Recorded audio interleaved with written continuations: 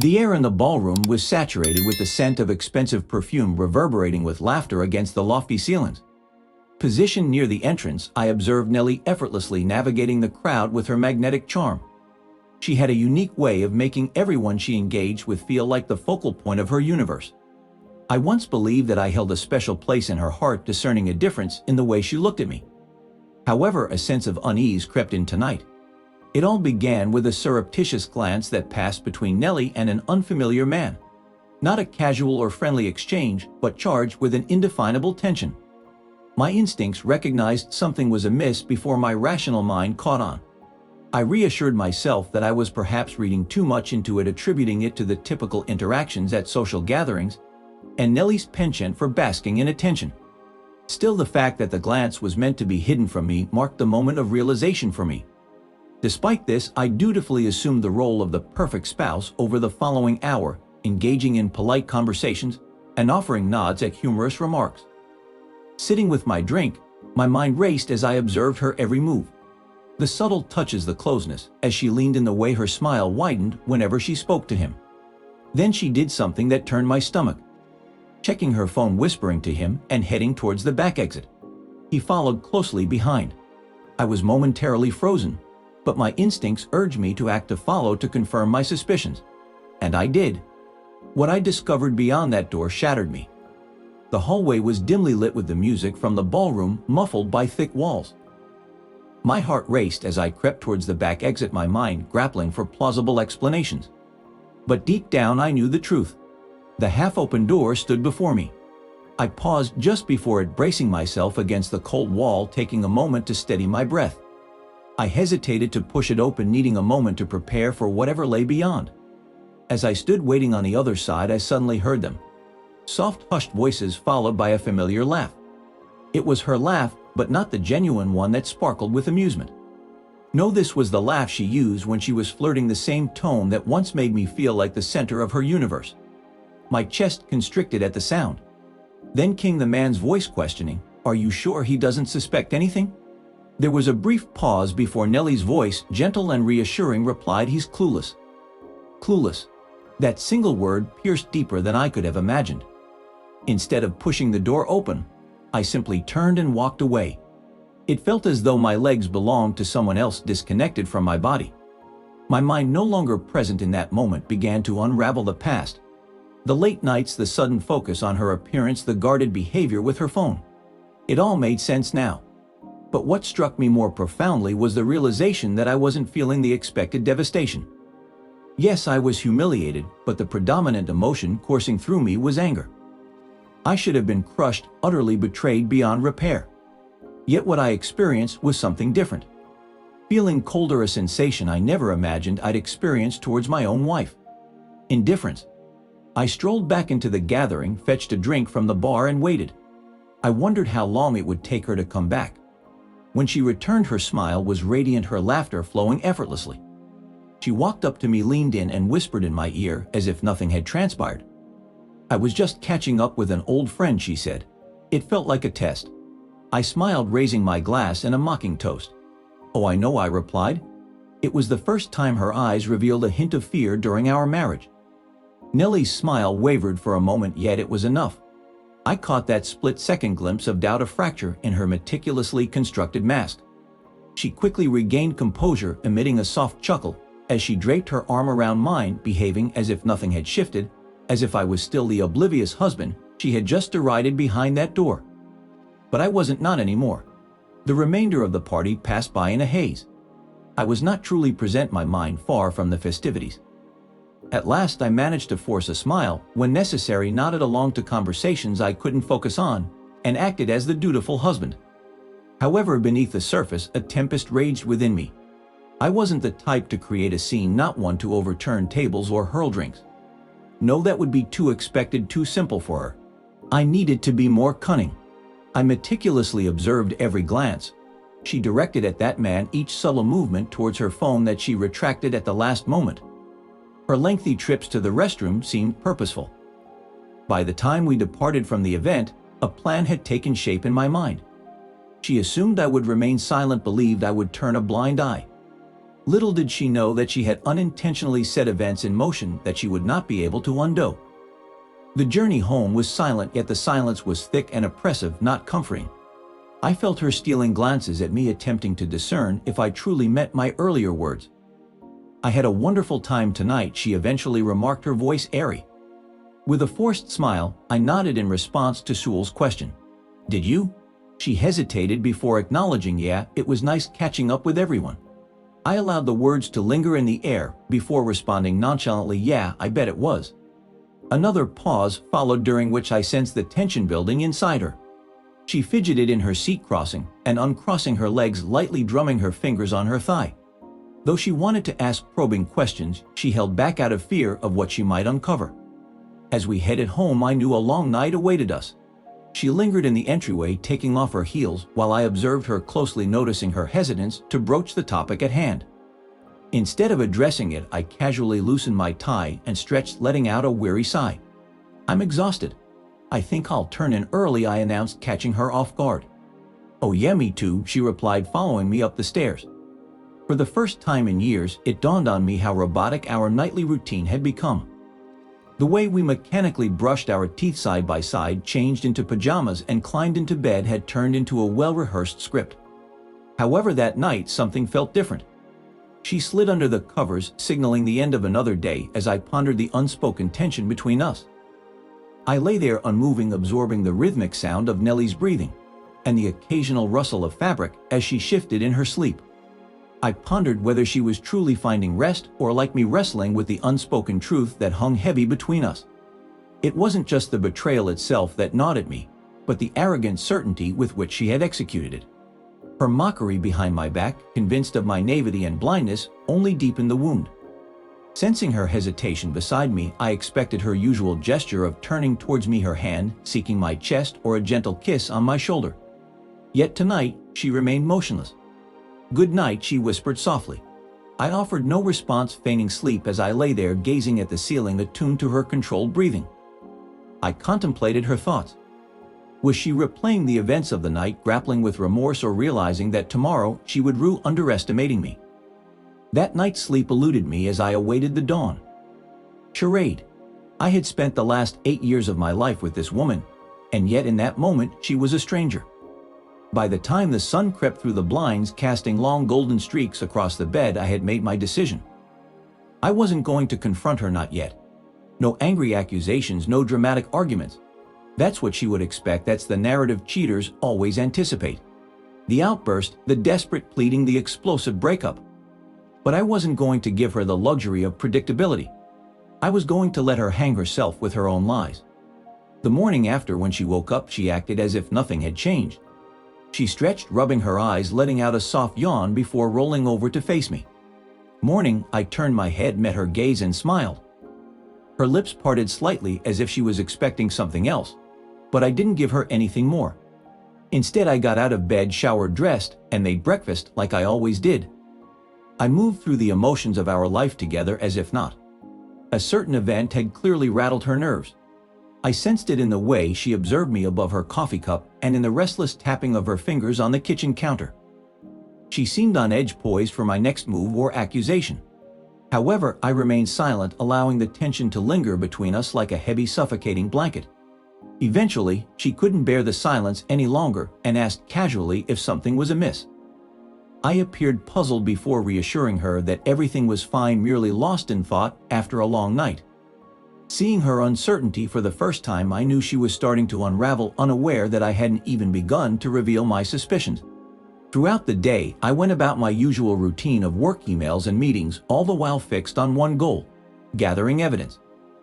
I was aware of Nellie's usual caution and knack for avoiding leaving obvious traces, but I was determined to find any slip-up, no matter how small. That evening, when I arrived home, I greeted her with a kiss on the cheek, maintaining a sense of normalcy similar to that of the morning. Engaging in casual conversation, I inquired about her day and proposed the idea of going out for dinner. Initially hesitant, she eventually agreed, aligning with my intentions. As we sat in a dimly lit restaurant facing each other, I noticed her phone illuminate with a message. Although she glanced at it fleetingly, I detected an unfamiliar name on the screen. Her subtle adjustment of the phone hinted at a revelation. The puzzle pieces started to fit together, and it dawned on her that the game she thought she was playing was not in her favor. The message containing a name I did not recognize and a preview left unread disappeared as she swiftly tapped and locked her phone before placing it in her purse. However, my observation was sharp enough to grasp the situation. Despite her belief in being cautious and ahead of the game, she had unknowingly revealed the truth. As I found exactly what I needed, a thread to pull, a direction to follow, I forced a smile, swirling my glass in my hand as I leaned back in my chair. "You seem distracted." Nellie looked up, her fingers tightening around the stem of her wine glass. "Oh no, I was just checking the time," a sloppy, unconvincing lie. And that was when I realized something else. She was nervous. It was subtle. The way she avoided eye contact for a beat too long, the way she smoothed her hands over her lap like she needed something to do with them. She had been waiting for the moment I confronted her. She knew I had seen something even if she didn't know exactly what, and she was terrified of what I would do next. That was the best part. I wasn't going to do anything. Not yet. I was going to let her destroy herself first. The waiting game. I let the night play out like nothing was wrong. I paid for dinner, wrapped an arm around her waist as we walked back to the car, and made casual conversation on the drive home. The entire time Pete kept glancing at me discreetly as if waiting for me to make a mistake or accuse her of something. However, I remained composed and didn't react to her suspicious behavior. Upon arriving home, she hesitated in the doorway, nervously playing with her purse strap, before finally saying, "I think I'm going to take a bath. It's been a long day," while forcing a yawn. I immediately sensed that she was using this as an excuse to have some privacy, to check her phone without my knowledge. Without giving away my knowledge, I simply nodded and kissed her forehead, telling her she deserved the relaxation. As she made her way upstairs, I heard the water running, and I calculated my next move. Pete believed I was oblivious, unaware that I had spent the past 2 days setting up a remote sync on our home Wi-Fi network. Every device, including hers, left a digital trail that I could access. Opening my laptop and checking the real-time activity log, I could see her messages updating live. Her bath was just a cover, and she had no idea that I was one step ahead, ready to uncover the truth. It had nothing to do with relaxing, because the moment she got into the tub, she reached for her phone. A message appeared from an unknown name. He didn't say anything, just a pause, then her reply. "Nellie, no, but I think he knows." I stared at the screen, the weight of those words sinking in. She was panicking, she was scrambling, and soon she would slip up. The longest night of her life. I shut the laptop, closed my eyes, and took a slow breath. I had what I needed. I could have confronted her right then, and there marched upstairs and shattered the illusion she was desperately trying to maintain. But I didn't. Instead, I leaned back in my chair, listening to the sound of the water draining upstairs. Let her sit in her paranoia, let her toss and turn in bed, wondering if I was awake, wondering if I was onto her. Let her believe for just a little while longer that she still had control, because tomorrow she was going to find out just how wrong she was. The next morning, I woke up before Nellie, or at least I pretended to. In reality, I had hardly slept, but it didn't matter. Throughout the night, I stayed awake, listening to her breathe and feeling the tension emanating from her restless movements in bed. She had a sense that something was amiss, yet hesitated to inquire. That was the exquisite part of it all. Watching her unravel without any prodding. Quietly slipping out of bed, I made my way downstairs to brew coffee, following my usual routine. The scent of coffee filled the kitchen as I leaned against the counter, gazing at my phone. The messages from the previous night lingered in my mind. She had confessed. Believing that I already knew, I was now set on ensuring she never felt secure again. Breakfast accompanied by deceit. When she finally appeared downstairs, she looked drained, sporting dark circles under her eyes and slightly disheveled hair. As she headed to the fridge and poured herself some orange juice, she barely acknowledged my presence. "Did you sleep well?" I inquired casually, taking a sip of my coffee. She flinched imperceptibly, a small reaction that didn't escape my notice. "Yeah," she replied swiftly. "And you?" I responded with a smile that masked my true intentions, withholding information she didn't need to know just yet. Absent-mindedly nodding, she stirred her juice with a straw, her gaze fixed on the counter. I sensed her desire to speak, perhaps asking about her phone flashing the night before, but she remained silent.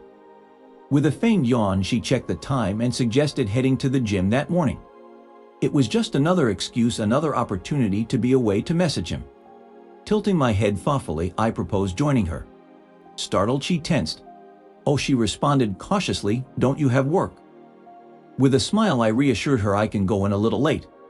I observed the wheels turning in her mind as she sought a way out, but she couldn't refuse working out with her husband.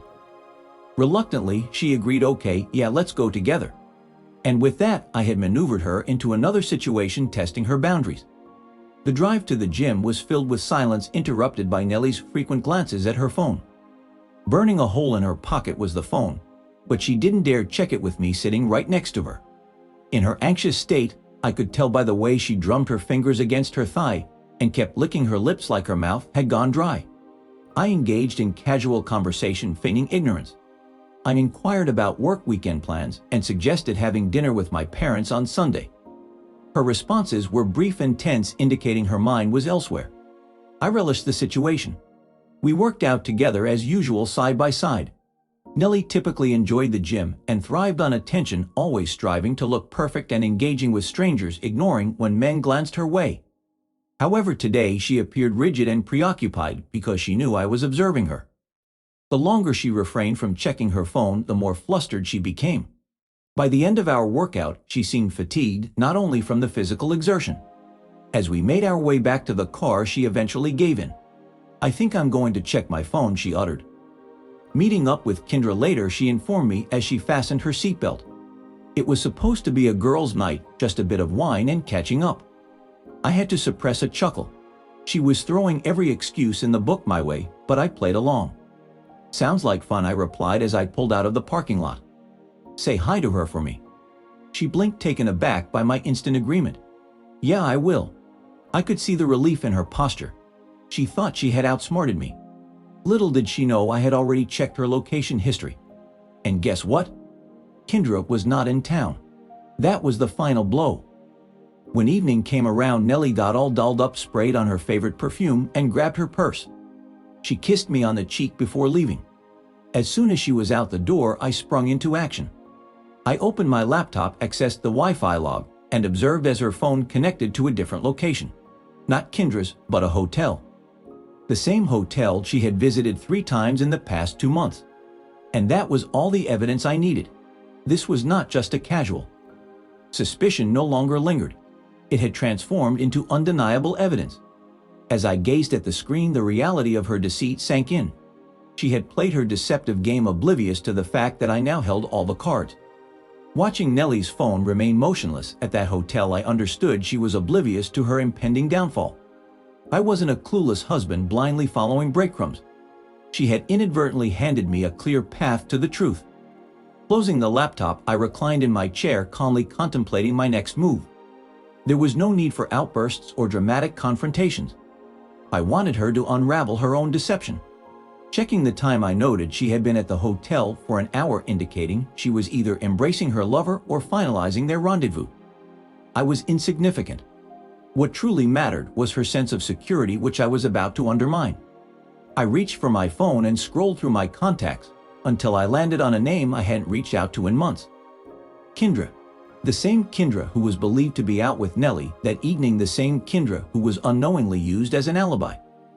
With a moment of hesitation, I pressed the call button. After just 2 rings, Kendra picked up the phone, her voice carefree and unsuspecting. "Hey, it's been a while," Kendra greeted. Keeping my tone casual, I replied, "Hey Kendra, just checking in. Nellie mentioned you two were having a girls' night out tonight." There was a brief pause, then confusion in her response. "A what?" "Bingo." I chuckled lightly and continued, "Yeah, she mentioned you were meeting up for some wine." Kendra let out a short laugh. "No, I'm visiting my parents 3 states away. I haven't seen Nellie in over a month."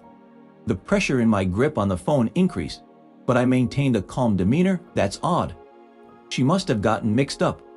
Kendra clicked her tongue. "Hold on, did she just tell you this tonight?" After a deep sigh, I addressed the situation, pointing out the potential deception in her usage of her friend as an alibi. I affirmed my agreement with a small hum. When she queried about my well-being, I assured her that I would be okay despite the circumstances. I ended the call on a resolute note.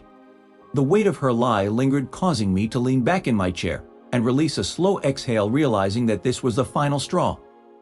Suspecting infidelity was one thing, but catching her in a lie involving her closest confidant indicated a deeply entrenched pattern of deceit. It was clear that she had been hiding the truth from me for a significant period, eroding my trust in her. Refusing to be taken advantage of any longer, I made up my mind. As the clock ticked away the hours, confirming her extended stay at the hotel, I harbored a small sense of satisfaction, knowing that her pleasant evening would soon give way to the harsh reality awaiting her at home. Upon hearing the familiar sound of her car in the driveway, I composed myself on the couch, feigning interest in a TV show. Prepared to confront her upon her return, I steeled myself for the inevitable conversation that would follow. As I heard the door open, my head turned toward the sound. She entered the room, her heels tapping on the floor and her perfume preceding her words. "Hey babe," she said, her voice nonchalant as though she had just returned from a casual evening out. Expressing exhaustion, she mentioned chatting with Kendra for hours. When I finally faced her, I noticed her impeccable makeup marred slightly by smudged lipstick and the lingering scent of hotel soap. I responded with a smile, prompting her to reveal that their conversation covered work, relationships, and other typical girl topics. As I acknowledged talking to Kendra earlier, a heavy silence enveloped us. Her posture stiffened, and she slowly turned to meet my gaze, her eyes betraying a sense of panic beneath a neutral expression. Attempting to play it off, she inquired about my conversation with Kendra. Leaning back against the couch, I nonchalantly mentioned that Kendra hadn't seen her in over a month. In that instant, her world seemed to crumble, and a mix of shock and fear flickered across her face as she struggled for composure. Going pale, I could see the gears turning in her head as she struggled to find the right words. What excuse could possibly fix this? She hesitated, opening and closing her mouth while I relished the silence, knowing the tables had turned. Nellie stood frozen in the middle of the living room, her movements like a gasping fish. She realized she was cornered, her control slipping away along with every lie and excuse she had relied on. As she panicked, her fingers twitched, the urge to check her phone evident. But deep down, we both knew there was no salvaging this situation. Eventually, a strained hollow laugh escaped her lips. "Okay, look, I did go out. But..." I lifted a hand, silencing her before she could continue. "You don't have to explain." She blinked in surprise. What?" Rising to my feet and feeling a weight lifted off my shoulders, I interrupted with a sense of finality. "Maybe it's time for some honesty. I don't want to hear any more lies, especially in the even years. I don't need an apology, and I refuse to continue with this farce of a marriage." Panic twisted her face as I walked past her towards the staircase. "Your belongings are packed," I said casually as I glanced back. "They're in the guest room. Feel free to collect them before you go." Her body stiffened. "What?" I turned, leaning against the railing. "Did you expect me to break down, yell, or beg for an explanation for your betrayal?" A dry chuckle escaped me. "I've been aware for days, Nellie. Days where your deceit wasn't as clever as you thought." Her hands clenched into fists, her face draining of color. "This isn't fair," she protested. I raised an eyebrow. "No, fair is the fact that I wasted 8 years on someone who never truly deserved me." She swallowed hard. "Let's discuss this," she pleaded. "No, you can talk." I'm done listening. Real desperation flashed in her eyes for the first time. Perhaps she never expected to be caught, or maybe she never considered that I would be the one walking away. After a brief period of engaging in deceitful behavior in this game, she found herself powerless, while I, on the other hand, finally felt liberated. Without hesitation, I ascended the stairs, entered the bedroom that no longer carried the same significance to me, seized my car keys, and departed. I didn't embark on a directionless journey. I had a clear destination in mind. Arriving at a cozy bar just outside the city, a place I frequented in simpler times before the complexities of marriage and obligations took over. Here I reconnected with a version of myself that had been lost. Seated at the bar, I ordered a drink and exhaled deeply. At that moment, a sense of peace washed over me, freeing me from lingering doubts, fears, and pretense. I had made a definitive choice to break away from the past, embracing this newfound freedom with no intentions of turning back.